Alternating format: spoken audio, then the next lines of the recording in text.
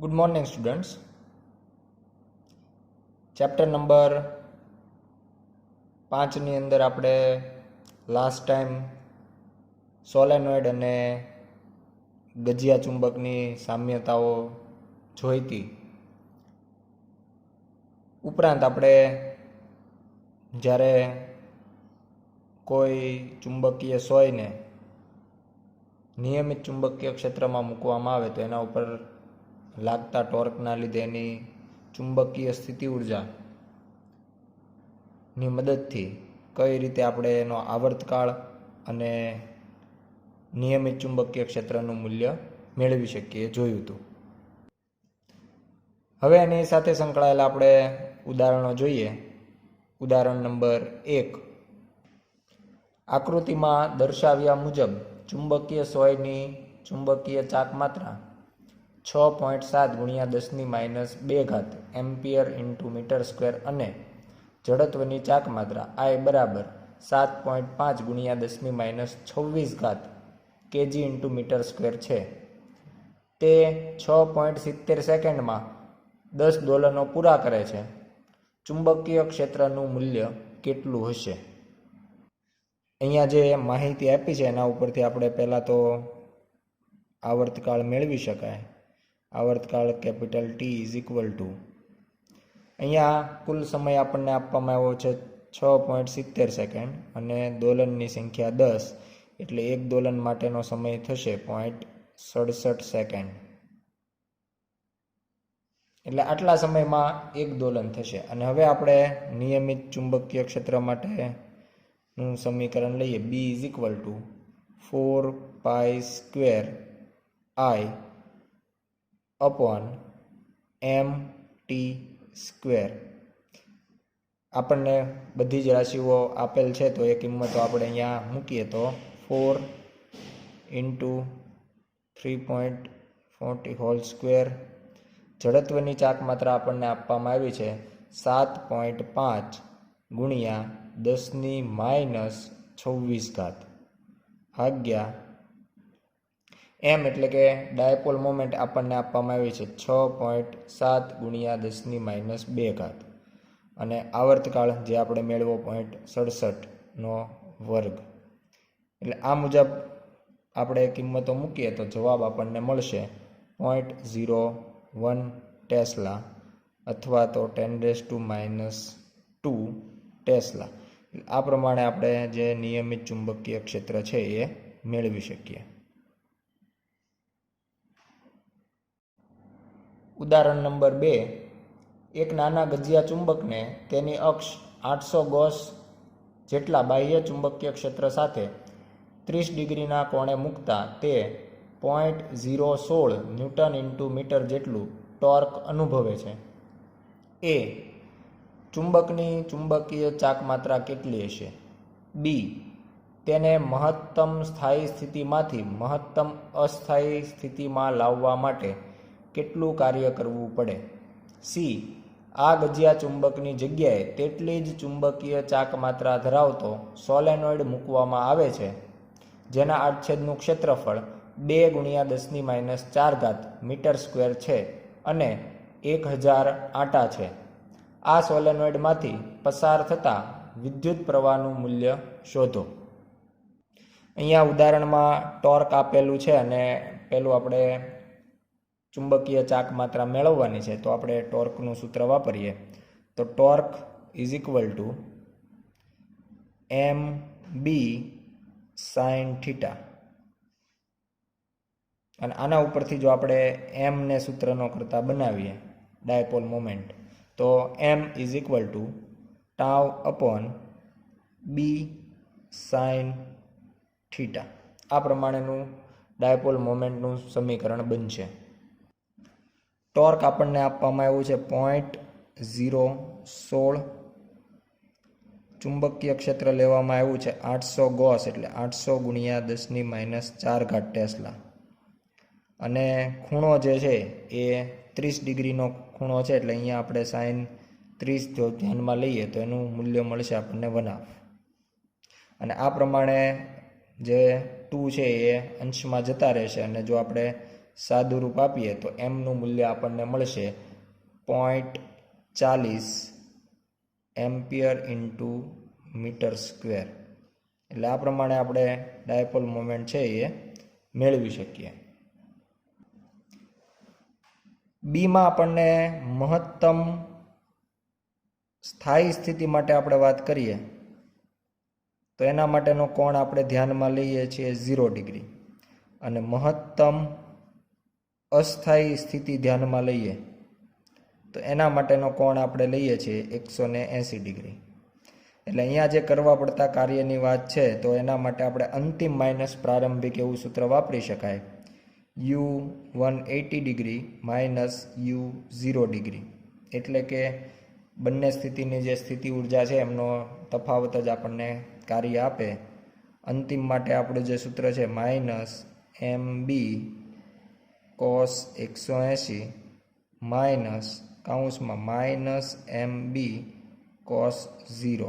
આ પ્રમાણે આપણે બંને જે એંગલ છે એ દર્શાવી દીધા. અને જો હવે સાદું રૂપ આપીએ તો માઇનસ mb cos 180ની વેલ્યુ થશે માઇનસ, અહીંયા minus minus plus mb cos 0ની વેલ્યુ થશે 1, એટલે અહીંયા આપણે પ્લસ 1 લખી દઈએ. તો આના ઉપરથી માઇનસ માઇનસ પ્લસ થશે એટલે mb પ્લસ mb એટલે જવાબ મળશે 2mb. અને 2mb આપણે કિંમતો મૂકી દઈએ, 2 ગુણ્યા ડાયપોલ મોમેન્ટ આપણને મળી 0.40, ચુંબકીય ક્ષેત્ર આપણી પાસે છે 800 ગોસ, અને આ બધાના જે મૂલ્યો છે એના ઉપરથી આપણને જવાબ મળશે 0.064 જૂલ. એટલે આ પ્રમાણે આપણે મહત્તમ સ્થાયી સ્થિતિમાંથી જ્યારે એને મહત્તમ અસ્થાયી સ્થિતિમાં લઈ જઈએ ત્યારે આપણે 0.064 જૂલ જેટલું કાર્ય કરવું પડે. સી કિસ્સાની વાત કરીએ તો એના અંદર આપણને આ જે ચુંબક છે એને જો સોલેનોઇડ વડે રિપ્લેસ કરવામાં આવે તો એનાથી એની ડાયપોલ મોમેન્ટ એટલી ને એટલી રાખવાની હોવાથી હવે આપણે m ઇઝ ઇક્વલ ટુ સોલેનોઇડની ડાયપોલ મોમેન્ટ NIA મુજબ વ્યાખ્યાયિત કરતા હોઈએ તો આટલી જ ડાયપોલ મોમેન્ટ હોવા માટે એમાંથી કેટલો પ્રવાહ પસાર કરવો પડે. તો આપણે જો પ્રવાહને સૂત્રનો કરતા બનાવીએ તો I is equal two m upon NA. Dipole moment આપણે મેળવવાની છે 0.40, આંટાઓની સંખ્યા આપણને આપવામાં આવી છે 1000, અને ક્ષેત્રફળ આપણને આપવામાં આવ્યું છે 2 × 10⁻⁴ મીટર સ્ક્વેર. અને આ પ્રમાણે જો આપણે બધી જ કિંમતો ધ્યાનમાં લઈએ તો આઈનું મૂલ્ય આપણને મળશે 2 એમ્પિયર. એટલે કે જો આપણે સોલેનોઇડમાં 2 એમ્પિયર જેટલો પ્રવાહ પસાર કરીએ તો એ ગજિયા ચુંબકની જે ડાયપોલ મોમેન્ટ છે એટલી જ ડાયપોલ મોમેન્ટ ધરાવતો થઈ જશે. ઉદાહરણ નંબર 3 જોઈએ. એ જો ગજિયા ચુંબકના 1 તેની લંબાઈને લંબરૂપે, 2 તેની લંબાઈને સમાંતર એમ 2 ભાગ કરવામાં આવે તો શું થશે? જ્યારે કોઈ પણ ચુંબકને આપણે 2 ટુકડાઓ કરીએ, હવે 2 ટુકડાઓ ધારો કે આપણે આવું કોઈ ચુંબક લઈએ તો એમાં 2 ટુકડા આપણે એ રીતે કરી શકીએ કે લંબાઈને લંબરૂપ, એટલે જો આ લંબાઈ હોય તો એને લંબરૂપ એટલે જો વચ્ચેથી કાપવામાં આવે, અથવા તો લંબાઈને સમાંતર એટલે જો આ પ્રમાણે વચ્ચેથી કાપવામાં આવે તો લંબાઈને સમાંતર. તો બંને કિસ્સાની અંદર આપણને 2 ચુંબક મળશે. જો અહીંયાથી કાપવામાં આવે તો NS NS એટલે જ્યાંથી કાપીએ છીએ ત્યાં ઓટોમેટિક 2 નવા ધ્રુવ બની જશે. અને જો આ પ્રમાણે કાપવામાં આવે લંબાઈને સમાંતર તો પણ NS NS એટલે આપણને નવા 2 ચુંબક મળશે. બી, નિયમિત ચુંબકીય ક્ષેત્રમાં રહેલી ચુંબકીય સોય ટોર્ક અનુભવે છે પરંતુ પરિણામી બળ અનુભવતી નથી. જ્યારે ગજિયા ચુંબક પાસે મૂકેલી ખીલ્લી ટોર્ક ઉપરાંત આકર્ષી બળ પણ અનુભવે છે. શા માટે? જ્યારે આપણે નિયમિત ચુંબકીય ક્ષેત્રમાં મૂકેલ કોઈ ચુંબકીય સોયની વાત કરીએ તો આ પ્રમાણેનો આપણને કિસ્સો મળે. એના બંને જે ધ્રુવ છે એના ઉપર ચુંબકીય ક્ષેત્ર સમાન હોવાના કારણે લાગતું બળ પણ સમાન હોય. એટલે અહીંયા આપણે એવું કહી શકાય કે લાગતું બળ છે એ x અક્ષની દિશામાં હોય, જ્યારે S જે ધ્રુવ છે એના ઉપર ઋણ એક્સ અક્ષની દિશામાં આપણને બળ મળે. બંનેના મૂલ્યો જો ધ્યાનમાં લેવામાં આવે તો આપણે પી ઇન્ટુ બી એવું કહી શકાય. પી જે છે એ ધ્રુવમાન બતાવે છે અને બી ચુંબકીય ક્ષેત્ર. એટલે બળ જો આપણે લખવું હોય તો પી ઇન્ટુ બી જેટલું લખી શકાય. બંને ઉપર લાગતા બળ સમાન મૂલ્યના, એટલે સદિશ સ્વરૂપે જો બતાવીએ તો એન ધ્રુવ માટે આ પ્રમાણે લખી શકાય એફ એન, અને એસ ધ્રુવ માટે આપણે જો લખીએ તો માઇનસ પી ઇન્ટુ બી થઈ જશે, વિરુદ્ધ દિશામાં, ચુંબકીય ક્ષેત્રની વિરુદ્ધ. એટલે પરિણામી બળ માટે જો આપણે બંનેનો સદિશ સરવાળો કરીએ તો એ આપણને શૂન્ય મળશે, કારણ કે બંને ધ્રુવ પાસે ચુંબકીય ક્ષેત્ર સમાન છે. એટલે પરિણામી બળ આપણને મળે શૂન્ય. હવે વાત કરીએ આપણે કોઈ ચુંબકના છેડા પાસે કોઈ ખિલ્લીને લઈ જઈએ તો ખિલ્લીના અલગ અલગ બિંદુઓ પર ચુંબકીય ક્ષેત્રનું મૂલ્ય અનિયમિત હોય. અહીંયા આપણે જોઈ શકાય કે કોઈ ચુંબકના છેડા પાસેની ક્ષેત્ર રેખાઓ આ પ્રમાણે હોય, એટલે અલગ અલગ બિંદુએ ચુંબકીય ક્ષેત્રનું મૂલ્ય અનિયમિત હોય. એટલે ચુંબકીય ક્ષેત્ર અનિયમિત હોય એના કારણે અહીંયા લાગતું બળ અને અહીંયા લાગતું બળ, બંને બિંદુએ બળનું મૂલ્ય પણ અલગ અલગ હશે. જો બળ બદલાય, ચુંબકીય ક્ષેત્રનું મૂલ્ય બદલાય તો બળનું મૂલ્ય પણ બદલાય. એટલા માટે અહીંયા બધા બિંદુઓ પર અનિયમિત ચુંબકીય ક્ષેત્રના કારણે જુદું જુદું બળ લાગે, અને એના લીધે પરિણામી બળ છે એ શૂન્ય ન થવાના કારણે ટોર્કની સાથે સાથે કંઈક આકર્ષી બળ પણ આપણને જોવા મળે. સી, શું દરેક ચુંબકીય સંરચનાને ઉત્તર ધ્રુવ અને દક્ષિણ ધ્રુવ હોવા જોઈએ? ટોરોઇડના ચુંબકીય ક્ષેત્ર વિશે શું કહેશો? અહીંયા આપણે એવું કહી શકાય કે એવું જરૂરી નથી કે દરેકને ઉત્તર ધ્રુવ અને દક્ષિણ ધ્રુવ હોવા જ જોઈએ. ઉત્તર અને દક્ષિણ ધ્રુવ નોર્મલી આપણે એવું કહી શકાય કે જ્યારે કોઈની ચુંબકીય ચાક માત્રા અશૂન્ય હોય, એટલે કે મળતી હોય. એટલે આપણે ગજિયા ચુંબકની વાત કરીએ તો એની લંબાઈ 2L કહીએ, અને એનું ધ્રુવમાન, એનો જે એન અને એસનું જે ધ્રુવમાન છે એને પી કહીએ. તો આવા કિસ્સાની અંદર આપણને એની કંઈક ચુંબકીય ચાક માત્રા મળતી હોય 2Lp. પણ આ બંને છેડાઓને જો કોઈક રીતે આપણે વર્તુળાકાર વાળી દઈએ તો બે છેડા વચ્ચેનું જે અંતર છે, જે આમાં 2L લીધું હતું, એ હવે શૂન્ય થઈ જશે. અને એના કારણે હવે અહીંયા આપણને કોઈ ચુંબકીય ચાક માત્રા મળતી નથી. તેમ છતાં એનું ચુંબકીય ક્ષેત્ર તો મળશે જ. એટલે ચુંબકીય ક્ષેત્ર તો હોય જ, પણ ડાયપોલ મોમેન્ટ શૂન્ય થઈ. આવો જ કેસ આપણને મળે છે ટોરોઇડમાં.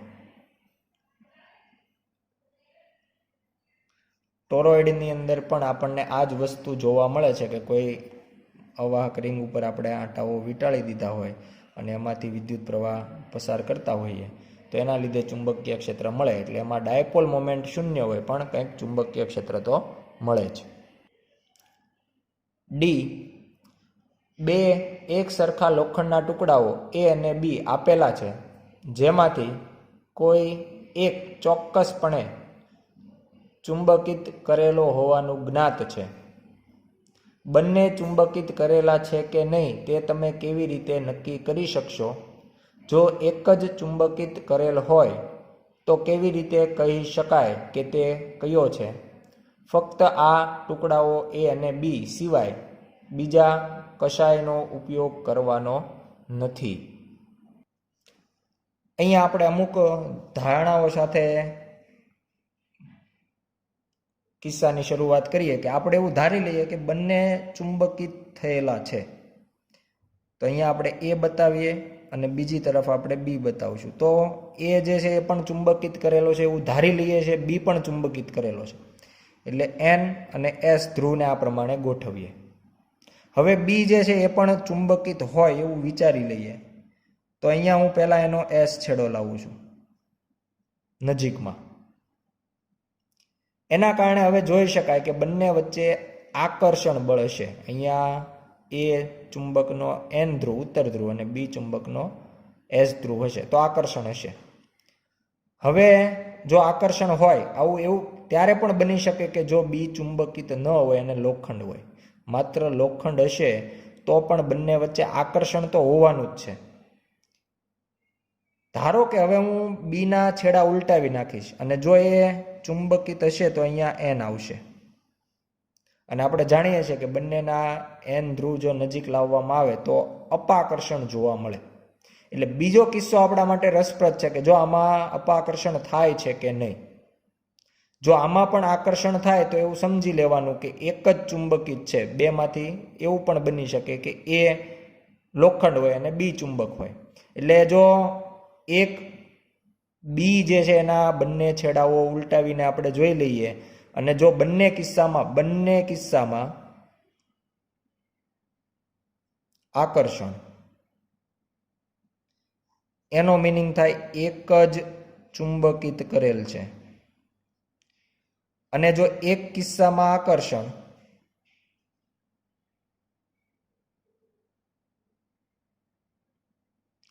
અને બીજામાં અપાકર્ષણ તો બંને ચુંબકિત કરેલા છે એવું આપણે કહી શકાય. એટલે માત્ર જે એકને ફિક્સ રાખી દેવાનો છે અને બીજાના આપણા બંને છેડા જોઈ લેવાના છે. બંનેમાં જો આકર્ષણ હોય તો એક જ ચુંબકિત છે અને એકમાં આકર્ષણ અને બીજામાં અપાકર્ષણ હોય તો બંને ચુંબક. ધારો કે એવું કહીએ કે બંનેમાં આપણને આકર્ષણ જોવા મળ્યું એટલે કે એક જ ચુંબકિત કરેલો છે. તો હવે એક ચુંબકિત છે એ કયો છે એ જાણવું હોય તો એના માટે આપણે શું કરીએ તો કે કોઈ એક ચુંબકને આપણે આ રીતે ગોઠવી દઈએ, ધારો કે એને. અને હવે બી ચુંબક છે એને બી જે ટુકડો છે એને અહીંયા આપણે લઈ જઈએ. પહેલી વખત અહીંયા લઈ જઈએ, બીજી વખત એના વિષુવ રેખાના ભાગ ઉપર લઈ જઈએ. આપણને માહિતી છે કે બંને ધ્રુવમાંથી જે પસાર થતી હોય એને અક્ષ કહેવાય અને જે મધ્ય બિંદુમાંથી અને અક્ષને લંબ હોય એને વિષુવ રેખા કહેવાય. એટલે આપણે બી ચુંબકને એક વખત અક્ષ ઉપર રાખવાનું છે અને બીજી વખત વિષુવ રેખા ઉપર. જો બંને કિસ્સામાં સરખું બળ લાગે તો બી ચુંબકિત કરેલો હશે. કેમ? તો કે અહીંયા આપણે એવું કહી શકાય કે આ જે છે એ બી ચુંબકિત હોય તો આ એને તમે અહીંયા લઈ જાઓ અથવા અહીંયા લઈ જાઓ, બંને જગ્યાએ સરખું અંતર છે, બંને જગ્યાએ એ એની અક્ષ ઉપર જ કહેવાય. જો આ ચુંબક આ પોતે ચુંબક હોય તો આ પણ એની અક્ષ છે, અક્ષ ઉપર જ આપણે એ લેવા છે, આ પણ એની અક્ષ છે, એ ઉપર જ લેવા. તો બંનેમાં ચુંબકીય બળ જે છે એ સરખું છે, એનો મિનિંગ બી ચુંબકિત છે. જો અહીંયા બળ વધારે લાગતું હોય અને અહીંયા બળ ઓછું લાગતું હોય, કારણ કે આપણે જાણીએ અક્ષ ઉપર ચુંબકીય ક્ષેત્રનું મૂલ્ય વધારે હોય એટલે બળ પણ વધારે લાગે અને વિષુવ રેખા ઉપર બળનું ચુંબકીય ક્ષેત્રનું મૂલ્ય ઓછું હોય એટલે બળ પણ ઓછું લાગે. તો જો આ પ્રમાણે રાખવાથી અહીંયા બળ વધારે લાગે બી ઉપર અને અહીંયા બળ ઓછું લાગે તો એ ચુંબકિત કરેલું છે. કારણ કે એના જુદા જુદા ભાગ થયા, એની અક્ષ છે, એની વિષુવ રેખા છે. એટલે આ પ્રમાણે આપણે કહી શકીએ. ત્યારબાદ જોઈએ ઉદાહરણ નંબર 4. 5 સેન્ટીમીટર લંબાઈના ગજિયા ચુંબકના મધ્ય બિંદુથી 50 સેન્ટીમીટર અંતરે વિષુવરેખીય અને અક્ષીય ક્ષેત્રોનું મૂલ્ય કેટલું હશે? ઉદાહરણ 2ની જેમ જ ગજિયા ચુંબકની ચુંબકીય ચાક માત્રા 0.40 એમ્પિયર ઇન્ટુ મીટર સ્ક્વેર છે. અહીંયા આપણને બે જુદા જુદા બિંદુએ ચુંબકીય ક્ષેત્ર મેળવવાના છે. પહેલાં આપણે વાત કરીએ વિષુવ રેખાની કે વિષુવ રેખા ઉપર આપણને ચુંબકીય ક્ષેત્ર કેટલું મળશે. તો વિષુવ રેખા પરનું સમીકરણ આપણે લઈએ અને માત્ર મૂલ્યની જ વાત કરવાની છે એટલે મૂલ્ય દર્શાવીએ તો એને આપણે નામ આપીએ B is equal to μ0 upon 4π m upon r cube. આ મુજબ આપણી પાસે સમીકરણ છે, એમાં કિંમતો મૂકીએ તો μ0 અપોન 4π એનો જવાબ, એનું જે મૂલ્ય છે એ 10⁻⁻⁷, ડાયપોલ મોમેન્ટ 0.40 અને અંતર આપણને કહેવામાં આવ્યું છે 50 સેન્ટીમીટર એટલે કે 0.5 મીટરનો ઘન. એટલે આ પ્રમાણે આપણને કિંમતો આપેલ છે અને એના ઉપરથી આપણને ચુંબકીય ક્ષેત્રનું મૂલ્ય મળશે 3.2 ગુણ્યા 10⁻⁷ ટેસ્લા. એટલે વિષુવ રેખા પરના બિંદુએ આપણને ચુંબકીય ક્ષેત્ર આ પ્રમાણે મળે. હવે વાત કરીએ અક્ષ પરના બિંદુએ, જેને આપણે બી એ નામ આપીએ, જેનું મૂલ્ય સૂત્ર થશે μ0/4π 2m/r³. અહીંયા એક બીજી બાબત ધ્યાનમાં લઈ શકાય કે μ0/4π m/r³ ને આપણે બી નામ આપેલું જ છે, અંતર એનું એ જ લેવાનું છે. એટલે તો આને તમે સીધું જ 2be આ પ્રમાણે પણ દર્શાવી શકો, અને એનું મૂલ્ય જો આપણે ગણીએ તો આપણને મળશે 6.4 × 10⁻⁷ ટેસ્લા, અથવા કિંમતો મૂકીને પણ આ જે મૂલ્ય છે એ લાવી શકાય. એટલે આના ઉપરથી કહી શકાય કે સમાન અંતરે અક્ષ પરનું ચુંબકીય ક્ષેત્ર વિષુવ રેખા પરના ચુંબકીય ક્ષેત્ર કરતાં બમણું હોય. નેક્સ્ટ જોઈએ ઉદાહરણ નંબર 5. આકૃતિમાં ઓ બિંદુએ મૂકેલી એક નાની ચુંબકિત સોય પી દર્શાવી છે. તીરની નિશાની તેની ચુંબકીય ચાકમાત્રાની દિશા દર્શાવે છે.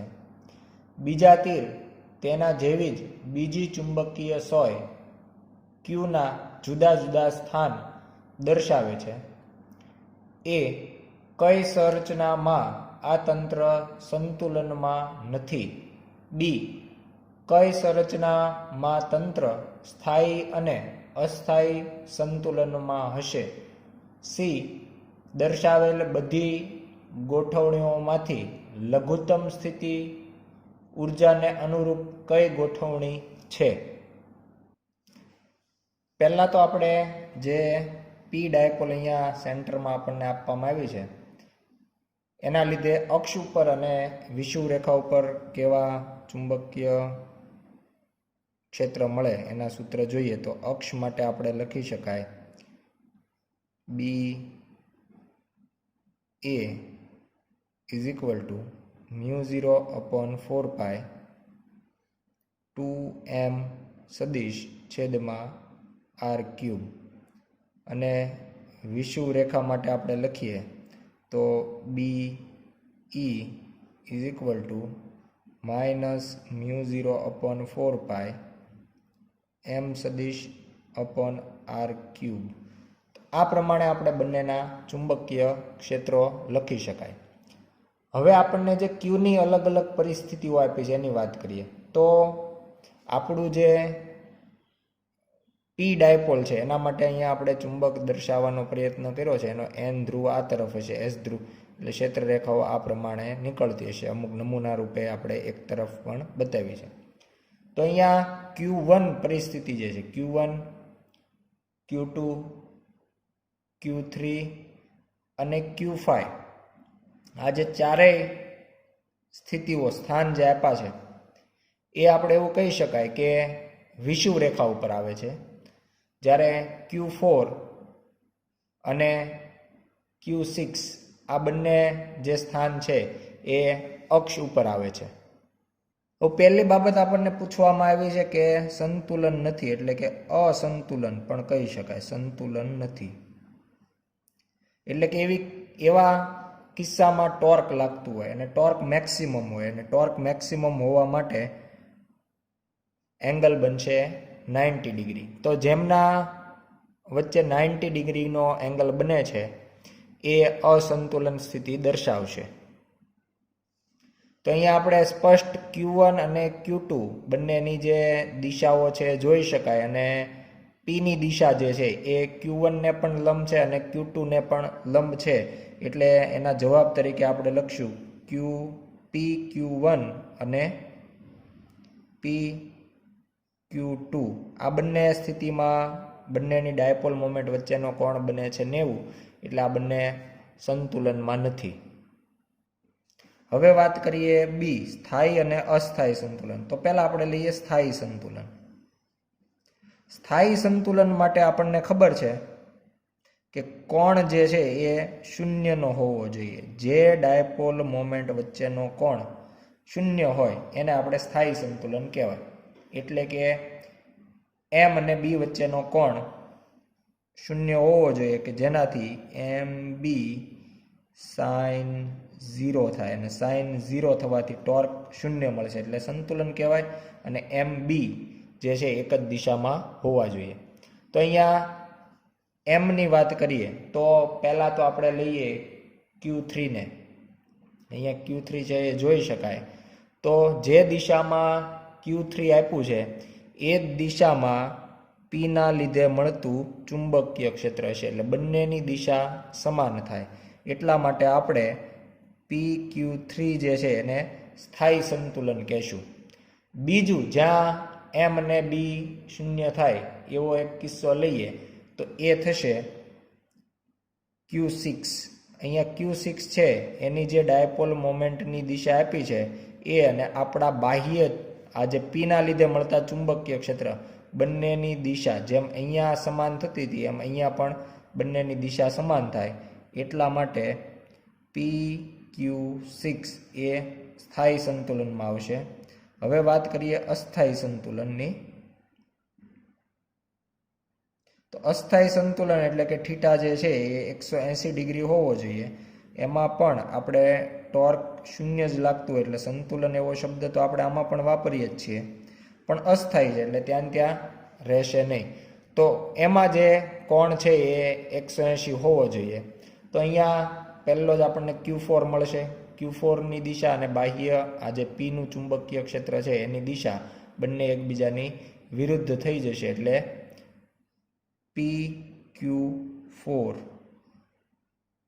બીજો કિસ્સો આપણે અહીંયા જોઈ શકાય Q5. અહીંયા જે Q5 આપણને આપ્યું છે તો આની જે ક્ષેત્રરેખાઓ અહીંયાથી વળીને પાછી જ્યારે રિટર્ન આવશે તો એની ક્ષેત્રરેખાઓ અહીંયા નીચે તરફ હશે અને Q5 આપણને ઉપર તરફ આપ્યું છે એટલે PQ5. એટલે આ પ્રમાણે આપણે સ્થાયી અસ્થાયી સંતુલનમાં ડિવાઈડ કરી શકીએ. સી, આ Qની જે 6 સ્થિતિઓ આપી છે એમાં લઘુત્તમ સ્થિતિ ઉર્જા. હવે લઘુત્તમ સ્થિતિ ઉર્જા જે છે એના માટે આપણે U -mb cos θ આવું સૂત્ર વાપરતા હોઈએ. એટલે એમાં મહત્વનું બને M, B અને θ. થીટાનું મેક્સિમમ મૂલ્ય આપણને 1 મળે. ક્યારે મળશે તો કે θ = 0 હોય. θ = 0 હોય એવી આપણી પાસે બે કન્ડિશન છે. એટલે આ બંનેમાંથી કોઈક એક કન્ડિશન એવી હોય અથવા બંને પણ હોઈ શકે કે જેમાં આપણને લઘુત્તમ સ્થિતિ ઉર્જા મળે. મહત્વનું તો કે Q માટે ડાયપોલ મોમેન્ટ અહીંયા રાખો અથવા અહીંયા રાખો. Q માટે બંનેમાં સમાન જ હોય. કયા ચુંબકીય ક્ષેત્રમાં મૂકવામાં આવે છે તો કે અહીંયાનું ચુંબકીય ક્ષેત્ર અને અહીંયાનું ચુંબકીય ક્ષેત્ર અલગ અલગ છે. કારણ કે ચુંબકીય ક્ષેત્ર ઉત્પન્ન કોણ કરે છે? P. તો Pના લીધે આ જેટલું અંતર છે એટલું જ, કારણ કે આખું સર્કલ બને છે એટલે આ ત્રિજ્યા જેટલું જ અંતર થાય. પણ આપણને ખબર છે સમાન અંતર માટે વિષુવ રેખા ઉપર જે ચુંબકીય ક્ષેત્ર મળે એના કરતાં અક્ષ ઉપર બમણું મળે. એટલે અહીંયા ચુંબકીય ક્ષેત્રનું મૂલ્ય જો B હોય તો અહીંયા B/2 જ થશે. અહીંયા કરતાં અહીંયા બમણું થાય. એટલે ચુંબકીય ક્ષેત્રનું મૂલ્ય અહીંયા વધારે હોય જ્યારે અહીંયા ઓછું હોય. એટલે ખૂણો તો બંને જગ્યાએ શૂન્ય છે પણ ચુંબકીય ક્ષેત્ર વધારે હોવાના કારણે અહીંયા ઋણમાં યુનું મૂલ્ય વધારે મળશે. એટલે લઘુત્તમ સ્થિતિ ઉર્જા માટેની સ્થિતિ આપણે PQ6 ને આપશું. આ સ્થિતિની અંદર આપણને લઘુત્તમ સ્થિતિ ઉર્જા મળે. ત્યારબાદ જોઈએ સ્વાધ્યાયના અમુક દાખલાઓ. દાખલા નંબર 3. એક નાના ગજિયા ચુંબકને તેની અક્ષ 0.25 ટેસ્લાના નિયમિત બાહ્ય ચુંબકીય ક્ષેત્ર સાથે 30 ડિગ્રીનો કોણ બનાવે તે રીતે મૂકતા તે 4.5 × 10⁻² જૂલ જેટલું ટોર્ક અનુભવે છે. ચુંબકની મેગ્નેટિક મોમેન્ટનું મૂલ્ય કેટલું હશે? અહીંયા આપણે ટોર્કનું સૂત્ર લઈએ તો ટોર્ક = mb sin θ. અને આના ઉપરથી જો m ને આપણે સૂત્રનો કરતા બનાવીએ તો m = τ/b sin θ. એટલે આ પ્રમાણે આપણને સમીકરણ જે છે એ મળશે. અને હવે આપણે આના અંદર જો કિંમતો મૂકી દઈએ તો ટાઉ આપણને ટોર્ક આપ્યું છે 4.5 × 10⁻². ચુંબકીય ક્ષેત્ર આપણને નિયમિત આપવામાં આવ્યું છે 0.25 અને સાઇન થીટાનું મૂલ્ય આપણને કહેવામાં આવ્યું છે 30 અને સાઇન 30 = આપણે લઈશું 1/2. એટલે જો કિંમતો લેવામાં આવે તો આપણને ડાયપોલ મોમેન્ટનું મૂલ્ય મળશે 0.36 જૂલ પ્રતિ ટેસ્લા.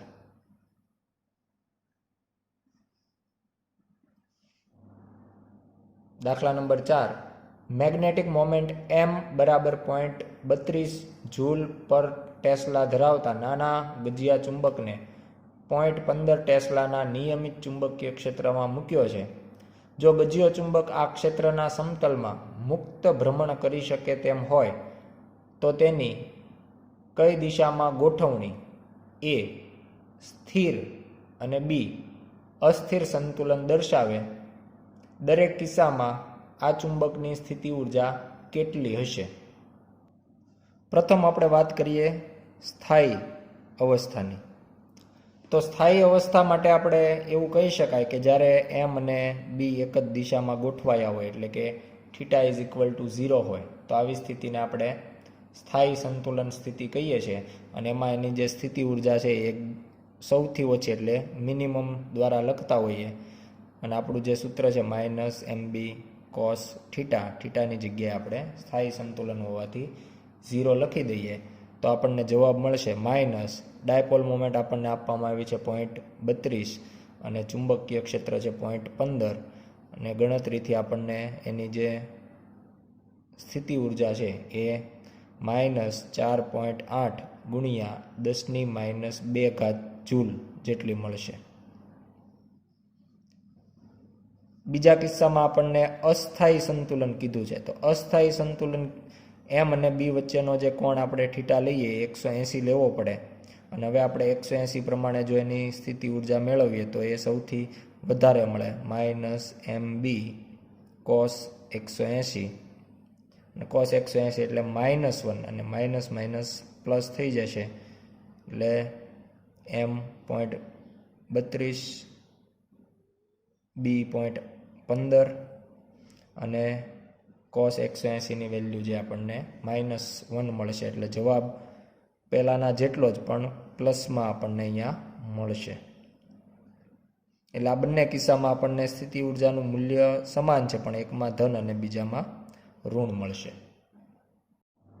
ત્યારબાદ પાંચમો દાખલો, ખૂબ નજીક વીંટાળેલા 800 આંટાવાળા અને 2.5 ગુણ્યા 10⁻⁴ મીટર સ્ક્વેર આડછેદનું ક્ષેત્રફળ ધરાવતા સોલેનોઇડમાંથી 3 એમ્પિયર વિદ્યુત પ્રવાહ પસાર થાય છે. સોલેનોઇડ કઈ રીતે ગજિયા ચુંબકની જેમ વર્તશે તે સમજાવો. તેની સાથે સંકળાયેલ મેગ્નેટિક મોમેન્ટ કેટલી હશે? આપણે જાણીએ છીએ કે જ્યારે સોલેનોઇડમાંથી પ્રવાહ પસાર થાય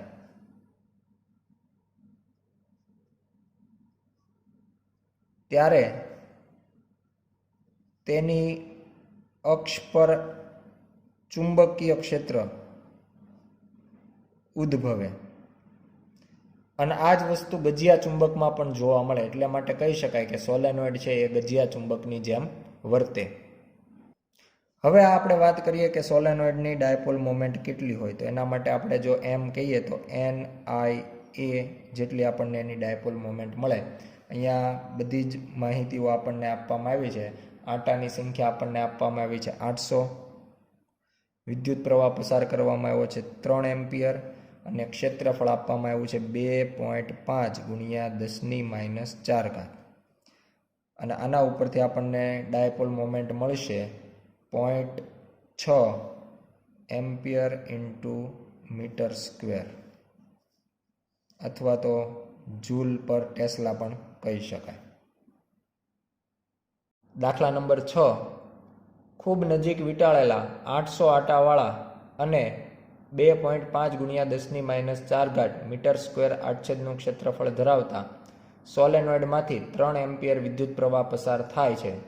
સોલેનોઇડ શિરોલંબ દિશામાં મુક્ત ભ્રમણ કરી શકે તેમ હોય અને સમક્ષિતિજ દિશામાં 0.25 ટેસ્લાનું નિયમિત ચુંબકીય ક્ષેત્ર લગાડવામાં આવે તો જ્યારે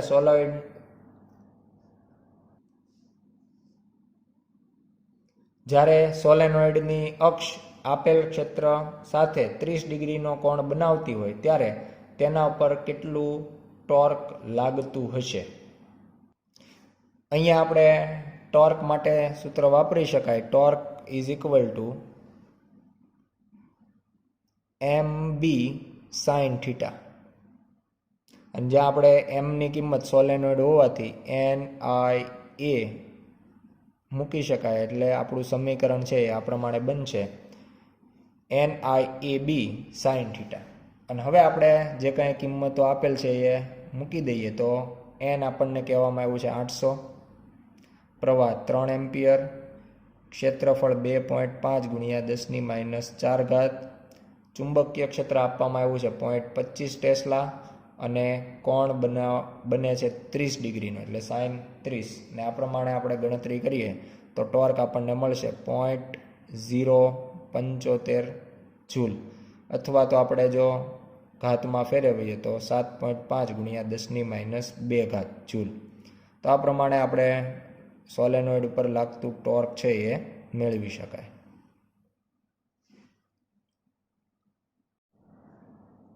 ત્યારબાદ જોઈએ દાખલા નંબર 7. મેગ્નેટિક મોમેન્ટ 1.5 જૂલ પ્રતિ ટેસ્લા ધરાવતો એક ગજ્યો ચુંબક નિયમિત ચુંબકીય ક્ષેત્ર 0.22 ટેસ્લા સાથે એક રેખસ્થ રહેલો છે. એ બાહ્ય ટોર્ક દ્વારા કેટલું કાર્ય કરવું પડે કે જેથી તેની મેગ્નેટિક મોમેન્ટ ક્ષેત્રની દિશામાં ક્ષેત્રની દિશાથી વિરુદ્ધ ગોઠવાય. બી. કિસ્સાઓ A માં 1 અને 2 માં ચુંબક પર લાગતું ટોર્ક કેટલું હશે. અહીંયા આપણે જે કિસ્સાઓ આપ્યા છે એમાં જે પહેલો કિસ્સો છે એ ધ્યાનમાં લઈએ તો પહેલા કિસ્સાની અંદર આપણને M અને B વચ્ચેનો કોણ શરૂઆતમાં 0, કારણ કે બંને એક રેખસ્થ છે એવું કહેવામાં આવ્યું છે, અને લંબ ગોઠવવાનો છે એટલે ખૂણો આપણે કરવાનો છે 90 ડિગ્રી. તો અંતિમ ઉર્જા માઇનસ પ્રારંભિક ઉર્જા કરવાથી આપણને કાર્ય મળે. કાર્યને આપણે W1 કહીએ તો U 90 degree minus U 0 degree. આ પ્રમાણે આપણે એક રેખસ્થમાંથી લંબ, એકબીજાને લંબ થાય એ પ્રમાણે ગોઠવીએ. તો હવે આપણે સૂત્ર મૂકીએ તો minus MB cos 90 minus MB cos 0. આ પ્રમાણેનું આપણને સમીકરણ મળે. અંતિમ 90ના કોણે ગોઠવાયેલ છે, પ્રારંભમાં 0ના કોણે. તો આ પ્રમાણે હવે આપણે કિંમતો આમાં જો મૂકીએ તો એના અંદર આપણે અમુક રાશિઓ જે છે એને કોમન લઈ શકાય. માઇનસ MB જે છે એને કોમન લઈ લઈએ તો અહીંયા કૌંસમાં થશે cos 90 અને અહીંયા થશે માઇનસ cos 0. અને હવે જો કિંમત મૂકીએ તો માઇનસ આપણને ડાયપોલ મોમેન્ટ જે છે એ 1.5 આપવામાં આવી છે, અને ચુંબકીય ક્ષેત્ર જે છે એ 0.22 ટેસ્લા. cos 90ની વેલ્યુ થશે 0 અને cos 0ની વેલ્યુ થશે 1. એટલે આ પ્રમાણે આપણને સમીકરણ મળશે. અને આના ઉપરથી જો આપણે W1 ગણીએ તો એ આપણને મળશે 0.33 જૂલ. અહીંયા કૌંસમાં જે -1 છે એ માઇનસ પ્લસ થઈ જશે. એટલે આ આપણને પહેલા કિસ્સામાં મળશે. બીજા કિસ્સામાં આપણને એવું કીધું છે કે બંને પરસ્પર વિરુદ્ધ બનવા જોઈએ, એટલે શરૂઆતમાં 0નો કોણ છે એ અંતે 180 ડિગ્રીનો કોણ થવો જોઈએ. તો એના માટે કાર્ય જે છે ને આપણે W2 કહીએ તો સેમ સૂત્ર જ આપણે વાપરવાનું છે. U 180 degree minus U 0 degree is equal two minus MB cos 180 minus MB cos 0. આમાંથી પણ આપણે માઇનસ MB જે છે એ કોમન લઈએ તો કૌંસની અંદર આપણને મળશે cos 180 માઇનસ cos 0. ફરીથી ઉપર આપેલ જે કિંમતો છે મૂકી દઈએ. 1.5 ગુણ્યા 0.22 કૌંસમાં cos 180 એટલે -1 માઇનસ cos 0 એટલે 1. એટલે -1 -2 અને -2 બહાર આવે એટલે ટોટલ ગુણાકારમાં આપણે -2 ધ્યાનમાં લઈએ તો માઇનસ પ્લસ થઈ જાય અને જવાબ મળશે 0.56 66 જૂલ. એટલે આ પ્રમાણે આપણે 0.66 જૂલ જેટલું કાર્ય કરવું પડે. બી કિસ્સામાં આપણને બંને સ્થિતિના ટોર્ક મેળવવાનું કીધું છે. તો પહેલાંનું ટોર્ક છે એને આપણે પહેલા કિસ્સાનું જે ટોર્ક છે ને ટોર્ક 1 કહીએ. તો torque 1 is equal two mb sine theta. Theta તરીકે પહેલો જે કિસ્સો છે એનો કોણ આપણે 90 લઈએ એટલે 90, અને સાઇન 90 બરાબર 1 થાય આપણને ખબર છે ને એના મુજબ એમની વેલ્યુ છે 1.5, બીની વેલ્યુ છે 0.22 અને સાઇન 90 એટલે 1. એટલે ટોર્ક જે છે પહેલા કિસ્સાનું ટોર્ક એ આપણને મળશે 0.33 જૂલ. એ જ પ્રમાણે બીજા કિસ્સાની અંદર લાગતું ટોર્ક મેળવીએ તો એને ટોર્ક 2 કહીએ. તો mb સાઇન 180 થશે, કારણ કે અંતિમ કોણ જે છે 180 છે. અને એ મુજબ આપણે કિંમતો મૂકીએ તો 1.5 ગુણ્યા 0.22 ગુણ્યા સાઇન 180 એટલે 0. એટલે બીજા કિસ્સામાં કોઈ જાતનું ટોર્ક પ્રવર્તતું નથી, અને જે 180નો કોણ અસ્થાયી સંતુલન બતાવે છે.